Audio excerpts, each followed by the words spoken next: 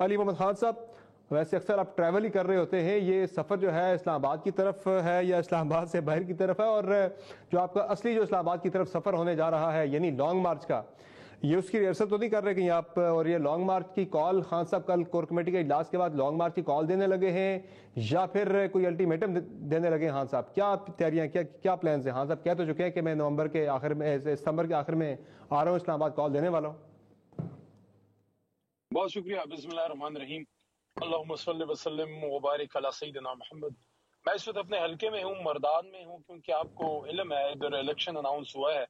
تو بس وہ جلسے وغیرہ کر کے تو میں اسلام آباد آ رہا ہوں، کل کور کمیٹی ہے اس کے لیے۔ اور جہاں تک آپ کے سوال کا تعلق ہے تو عرض کرتا چلوں کہ انشاءاللہ خان صاحب کل شاید کوئی ایک فیصلہ ہم کر لیں وہاں سے، تو اس کے بعد کال خان صاحب پھر دیں گے۔ ابھی میں پریمیچورلی تو کوئی میں نہیں کہنا چاہتا کہ کل لازماً وہ کوئی ڈیٹ دیں گے، لیکن کل اس پہ حتمی گفتگو ہوگی، اور انشاءاللہ میں پر امید ہوں کہ بہت جلد یہ ڈیٹ آئے گی الیکشن کی، اور یہ جو ایک افراتفری گو کی کیفیت رہی ہے پچھلے 4-5 مہینے میں، وہ ایک طرف ہوگی۔ اور جو مہنگائی کا ایک سیلاب آیا ہے، ایک سیلاب پانی کا اور ایک سیلاب مہنگائی کا ہے، مجھے بڑا افسوس ہے کہ یہ جو امپورٹڈ حکومت ہے، اس امپورٹڈ حکومت کا مین موٹو یہ تھا کہ ہمارے دور میں جو ہے مہنگائی بہت ہے، اب 2 گنا 3 گنا قیمتیں بڑھ چکی ہیں، اور 13-14% مہنگائی سے 40-42% تک جو ہے وہ بات چلی گئی ہے۔ آپ آٹے کو دیکھ لیں، پیٹرول وغیرہ اور بجلی کے بلوں کو دیکھ لیں، لوگ اپنی بالیاں اور خواتین کے جو ہیں ان کے کڑے وغیرہ بیچ کے اپنے بلیں پے کر رہے ہیں۔ تو اس لیے تو میرا نہیں خیال شہباز صاحب آئے تھے، وہ یہ بھی سیاسی لوگ ہیں، انہوں نے بھی سیاست کرنی ہے۔ مجھے نہیں پتا یہ اپنی سیاسی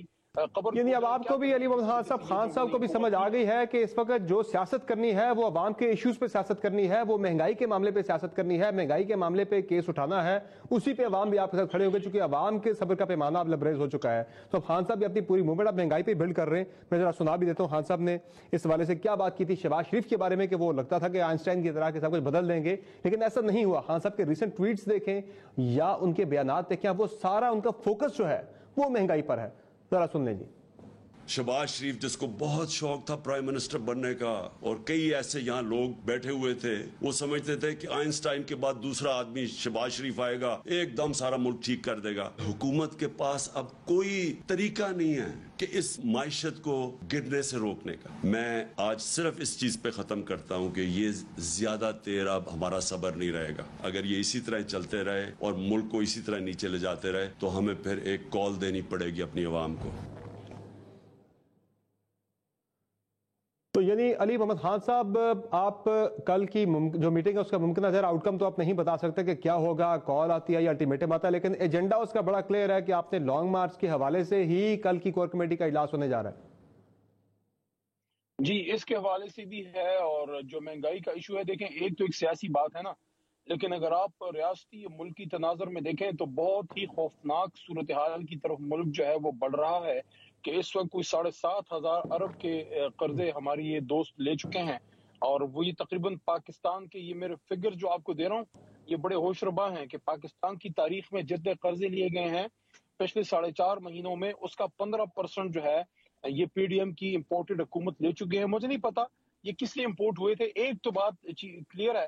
کہ عمران خان صاحب سے پیچھا چھڑانا تھا، کہ یہ کیا آدمی جو ہے پاکستان میں بیٹھ کے یہ کہتا ہے کہ ایبسولوٹلی ناٹ، اور پاکستان میں حقیقی آزادی اور آزاد خارجہ پالیسی اور یہ مدینہ کی ریاست، یہ کیا بول پڑا ہے؟ ادھر تو ہمیں ریموٹ کنٹرول بندے چاہیے جو ٹائی سوٹ پہن کے تو بس یسر یسر کریں، وہ خان نے کرنا نہیں تھا۔ دوسرا جو 1100 ارب روپے کا جو ریلیف ان لوگوں نے اپنے لیے اپنے آپ کو خود کو این آر او دیا ہے، تو اس کا مجھے بتائیں یہ 1100 ارب روپے کوئی عمران خان کی جیب سے اکیلے کے تو نہیں گئے، سمر صاحب یہ 22 کروڑ عوام کی جیب سے گئے ہیں، اور جس میں سمجھتا ہوں کہ سب کو اس کا ادراک ہونا چاہیے کہ یہ جو انہوں نے این آر او لیا ہے۔ بہرحال میں آپ سے آگے چل کے ذرا یہ بھی جانوں گا علی محمد خان صاحب کہ ایک طرف آپ انہیں امپورٹڈ حکومت کہتے ہیں، جہاں سے آپ کے بقول امپورٹ کیا گیا وہ تو آج کل آپ کے بڑے عزیز ہوئے ہیں، بڑی ملاقاتیں آپ ان کے ساتھ کر رہے ہیں، بڑی ان کے ساتھ آپ جو ہے نا سی بی ایمز آپ کی ہو رہی ہیں، بڑی ملاقاتیں ہو رہی ہیں، تعلقات ٹھیک کرنے کی باتیں ہو رہی ہیں، بڑی لابنگ ہو رہی ہے۔